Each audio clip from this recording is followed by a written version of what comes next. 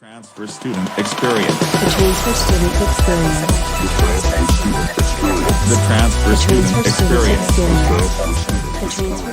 So I transferred from Glendale Community College. I transferred in as a junior, 2017, and I transferred into Marshall School of Business to do my undergrad in business administration. So I did 2 years at community college, even though USC only required the 1 year of credit, but I wanted to keep my options open between other schools, so I just decided to do the full 2 years. So I came in as a junior. I graduated May of 2019, so it's been a little over a year now. Something I want to talk about, especially given that you're an alumni now, is how the job search has been for you in this current environment. Luck, I don't think is the right word because I worked really hard to get the job that I currently have, but I got an internship shortly after I transferred with CitiBank in their analyst program, their financial analyst program. I went to New York the following summer for my junior year internship, and I actually got extended a full-time job offer for the following year, which was basically after I graduate. And so I went back to New York the following year, did another training course, and then I came back to LA, and I've been working full-time since September of last year. And you briefly mentioned the analyst position. I'm assuming you want to go into investment banking. Is that a fair statement? So it's private banking, which is obviously different than investment banking, but it's an analyst program that's rotational. So you get to rotate through different positions within the bank and kind of get exposure to, different parts, whether that's banking, lending, or investments. It's a good introduction to, what you're interested in. And currently, I've done the banking rotation. I'm currently in our investment finance. So we do a lot of commercial real estate lending, and it's been something that I found really interesting. So that's where I'm at right now. And so did you know that's something that you always wanted to do? Absolutely not. The biggest challenge for me when I transferred is I didn't even know what recruiting was. No one tells you at community college. I didn't really know anybody at USC, especially in the business school. All my friends were science majors. I was the only business major. I'm like, what is recruiting? What internship? They're like, you're behind if you don't get a junior internship and all of this stuff. So it was really stressful. And honestly, I just kept hearing other people's conversations while I was sitting in the cafeteria areas or classes. And I'm like, oh my God, maybe I should Google what that means or ask this person what that means. And I started going to the Trojan Talks on campus, and I sat in on investment banking thinking oh yeah, I'm going to do investment banking. And I ran as far as I could away from that because I was like, this is not the life for me. And then I found Citi's Trojan Talk, and then obviously I've been there since. So I got lucky in the sense that I found something that was right for me, and they liked me, and I was able to figure it out. But a lot of people weren't able to figure it out, and there was no guidance. So if you're not someone who's just gonna just try every possible thing to get it done and not give up, it's really, really hard. It's just really hard. It's not fair, honestly, in my opinion, but it is what it is, I guess. Yeah, I know what you mean. And so, what are some classes that you initially found challenging but ended up being rewarding given what you're doing now? Honestly, I didn't take anything that was very interesting. And the reason why I say that is because as a transfer student, you're forced to retake a lot of the classes that you already took in your first 2 years. So my schedule, at least for me, because I had 2 years, my schedule was filled up with another accounting class, 2 econ classes. I had 1 finance course, and that was an introduction to finance. It has nothing really to do with what I'm doing now. Everything that I'm doing now, I've learned on the job and continue to learn outside of working hours. I'm even looking to pursue a certificate program or something more niche in what I'm learning, just for my personal knowledge, because I didn't get the chance. But USC has so many interesting elective courses that you can take. I just wasn't going to graduate on time if I took the time to take those classes, because I had a job offer lined up and I didn't want to give that up. And given the current climate, I'm really happy that I didn't, because it's very tough to get a job right now from what I hear. Yeah, no, that's definitely an interesting thing. I've never heard someone say, no, I didn't take any classes that were interesting. I mean, they were interesting, but like, I think my favorite class was my organizational development class. I loved my communications class. But other than that, like, everything was just very generic. It was like econ and,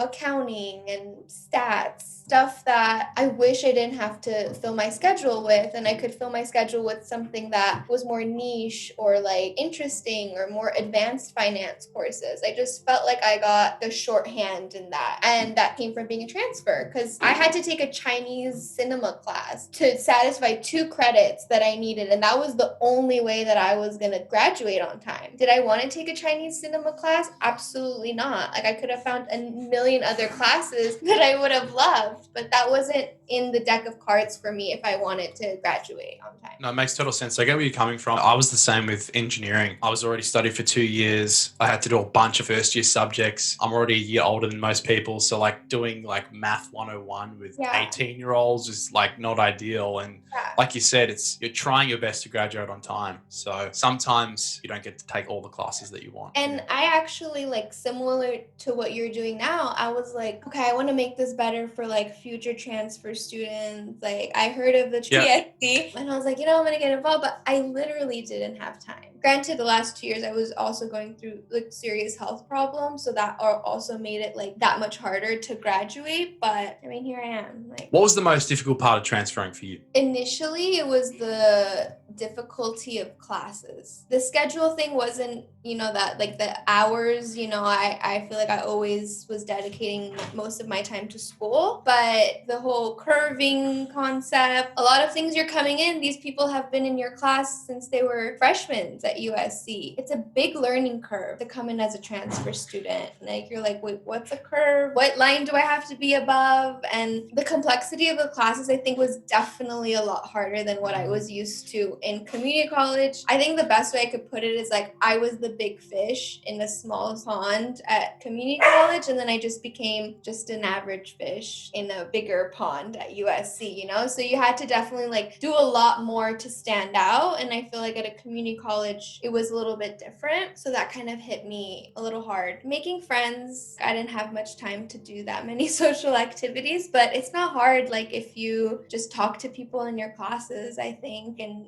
try to get involved in like a club or something. I wasn't the type to join a sorority or anything like that, nor do I think more transfers don't really like go that route because they're already juniors at that point. I'm Armenian, so I joined the Armenian Student Association, and I knew a lot of the people already just because we're a small community, but got to meet more people too that way. And I've usually been asking people what they miss before the virus. I'm going to keep it interesting. What don't you miss before the virus? Oh, I don't miss driving to work. That's for sure. I don't miss a lot of things.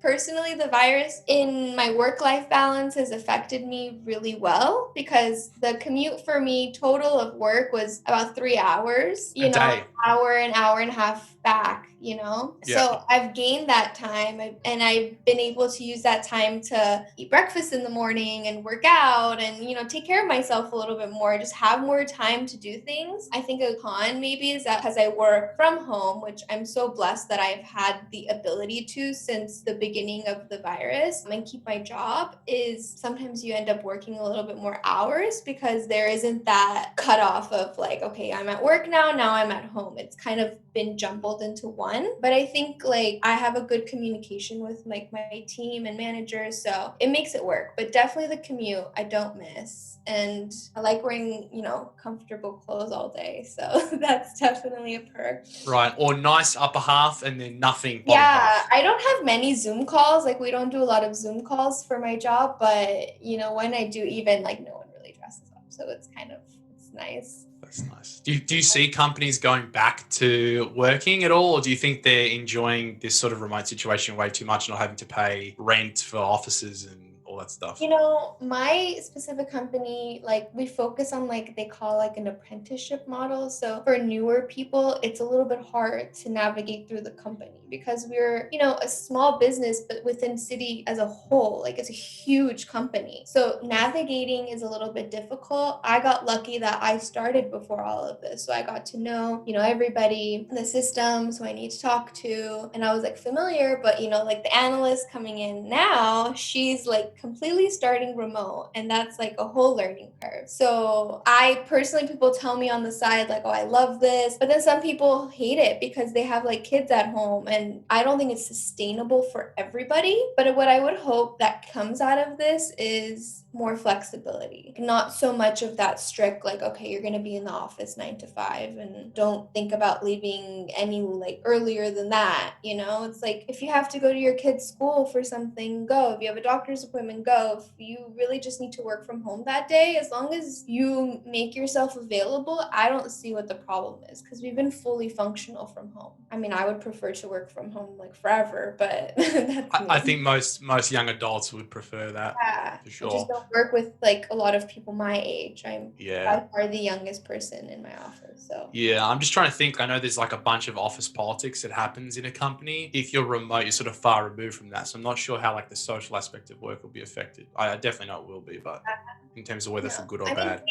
they do their best as far as like hosting a Zoom call just to make sure like, you know, everyone stays connected, but it ends up kind of being like an awkward conversation where like everyone's on mute and then management will like call you out and like put you on the spot about a question. And I always end up participating because then I feel like awkward and I'm like, okay, I guess I'll say something. But then it just becomes even more awkward and it's just like this whole thing. But yeah, I don't think it's sure. Knowing what you know now, Mhm. if you could go back in time and give a younger Sarah some advice, what would you tell her? I was really hard on myself. So I would tell myself, don't stress out so much. Everything works out in the end of the day. I know it seems like there's this whole rush and everybody around you is always seemingly doing more than you are and you're never doing enough. But the reality that I've come to find is no one ever really knows what they're doing. So only compare yourself to your own path and your own journey and it'll all work out. Don't be lazy, never be lazy. But as long as you do everything you can every day, then if things don't work out perfectly, then it's fine. Just always be curious and try your best because I was really hard on myself. That impacted me very negatively health-wise. I mean, I got to where I wanted to be, but I wish I just took a little bit more of a chill approach because people did that and they ended up the same place that I'm at. When I look back, did I really enjoy my 2 years? Absolutely not. When I wish I did, you know, because that's like, oh, everyone talks about college and this and that. And it's like, well, like I wish I just took a little bit more time to like stop and smell the roses, not put so much pressure on myself. But it's a little bit hard again when you're a transfer student. You kind of feel like you're alone, but I mean, there are resources out there and obviously you're trying very hard to create this whole network, which I'm really happy that you are. And a lot of people reach out to me. I try to be good about reaching out. I'm not always the best at it. So that's why I was like, okay, I have to make sure that I do this call because I feel like I need to give back something if I can. Not that I really know what I'm doing, but